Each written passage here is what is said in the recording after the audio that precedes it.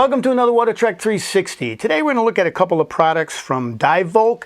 The first of which is a dual-handled tray for the Divevolk Seatouch 4 Max underwater housing for smartphones. Now there are two types of these. There's a smooth handle like this, which will run you $68-70, and then there's an expandable one that'll run you $99 to $110, depending upon if you find it on sale. I also picked up some ball clamps for my lights. They're about 20 bucks a piece.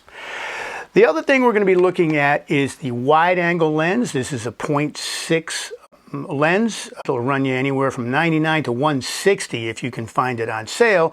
It goes onto the lens mount here and fits over top of your red filter.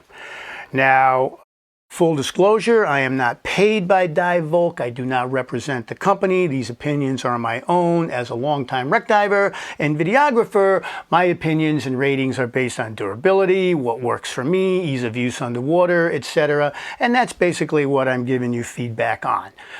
I picked this up a couple weeks ago, spent about 130 some odd bucks for it. This came in the mail for me to review last week, and that's what we're going to do. So let's have a look. The first thing you have to look at is what type of wide angle lens do you have. A 0.75 will increase your viewing area by 33%. A 0.6, which is what the Divevolk has, will give you roughly 50%, and a 0.5, almost 100% increase in viewing area. With the iPhone 13, you have three cameras. You got the telephoto lens, which is in the upper left here. That's a 77 millimeter. Then you got the ultra wide, which is a 13 millimeter. That's the one that's in the center on the right. And then you've got your standard wide angle lens, which is a 26, 27 millimeter that is done when you use a standard 1X. Now you need to take those into account when you place the wide angle lens over top of this when you go to use it with the Divevolk housing. Divevolk documentation says this wide-angle wet lens can only be used on the main camera of a smartphone. If the phone has a built-in wide-angle camera, it's not suitable to use with this lens and the wide-angle camera due to the black loop that would show up around the photo. I think that is incorrect based on what you'll see here. One of the first things I had to do was change the length of the arm for the lens bracket. I had it set up for my red filter so that it would cover all three camera lenses equally, and I never really had to change it as long as I had it on. You'll need to adjust it for the type of phone you have, whether it's a 13 Pro or Pro Max.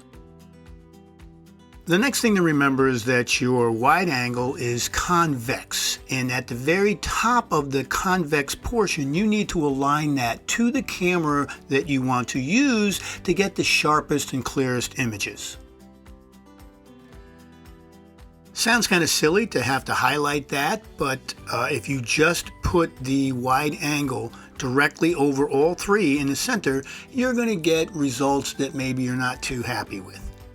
You might not be able to see this too well, but once I got the wide angle and lens bracket onto the housing, then at the very end I vertically aligned it to the camera that I was going to use before I cinched it up, tightened it up well, and then pretty much left it where it was.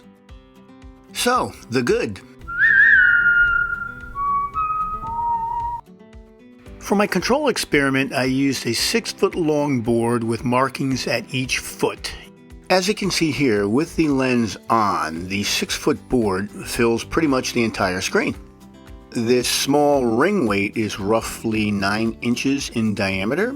When I move the wide angle lens, you see that the ring fills much more of the screen, and then when I move back to the board, we're getting about 4 feet in view, which is roughly 50%.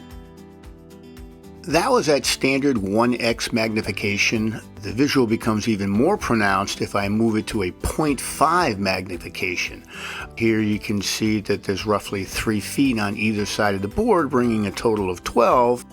But when I move the macro lens out of the way, that shrinks to about a foot on either side, and the weighted ring clearly gets larger in the view. Again, roughly 50%. This side by side tells the story. I tried to emulate a standard wreck dive where I swim by a large object and see what the change in perspective looked like. As you can see, a lot more of the board stays in view during the pass.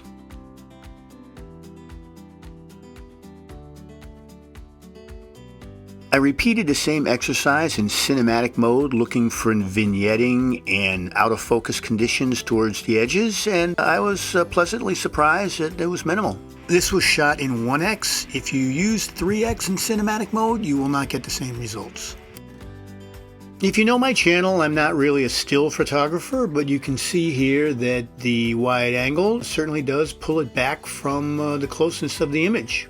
I also tried portrait mode. That didn't work too well, which only kind of makes sense. It bumps you up to 3x. So as you see here, the images went completely blur. Now, the bad.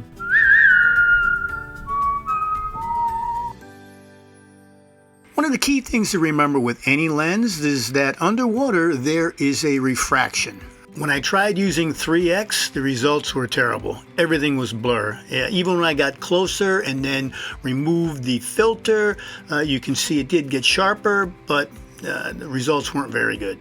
The same thing that you saw when I tried to use portrait mode with the still shot.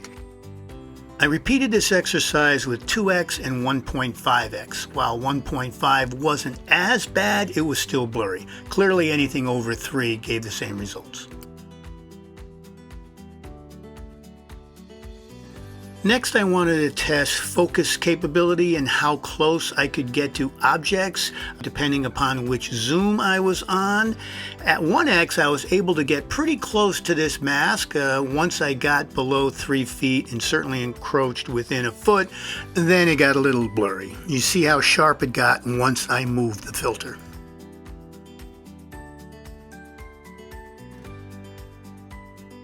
So the last focusing test was at 0.5x. These results were actually pretty good. I was able to get pretty close to the mask and had clarity and sharpness. You see when I removed the filter, they're really close. As mentioned, Divevolk says not to use this wide-angle lens on your wide-angle camera if it's already in your phone. I didn't have an issue with the ring around the photograph, and I believe that's because I centered the wide-angle lens directly over the wide-angle camera.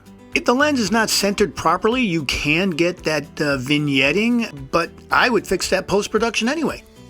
I would actually recommend using the ultra-wide lens. If you want to use the red filter, that's got to go on first, and then the wide-angle lens has to go on top of that. That's normally not an issue unless you are trying to do an above-below water shot where you want to get what's below you and on the surface at the same time, and then your color composition is a bit compromised. Remember, it's always good practice to spray the lens cover and or the housing with some kind of defogger or water droplet preventer so that you don't get compromise on your images.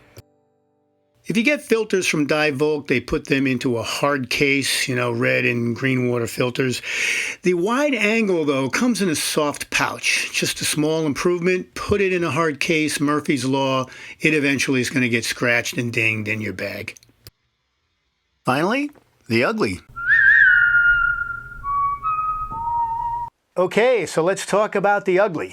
As you can see in the rig that I have here, I've got the two-handled tray, and I have the Divevolk now sitting on that tray with my GoPro above it, attached to the lens holder. Now, the lens holder is what you need to attach the phone to the dual-handed tray.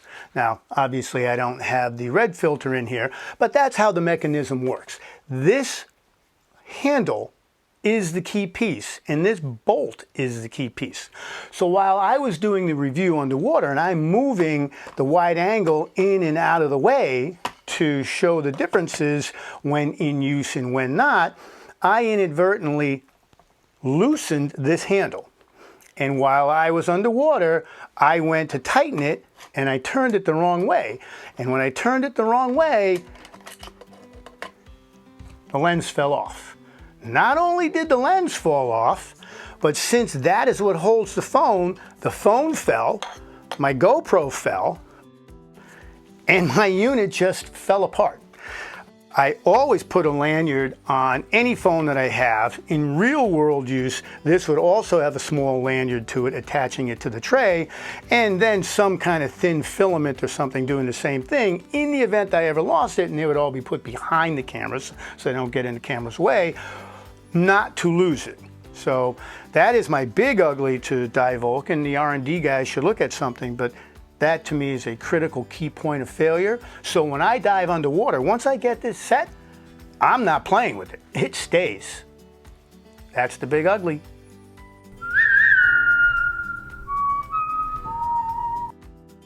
Hope you found this segment informative. I know it's a little mundane. We're only talking about a wide-angle lens and a dual-handle tray housing. That said, I probably would have gotten the $99 version of this instead of the $68 version. Ergonomically, the handles are a little better and it gives me more options as to how I want to set up my rig.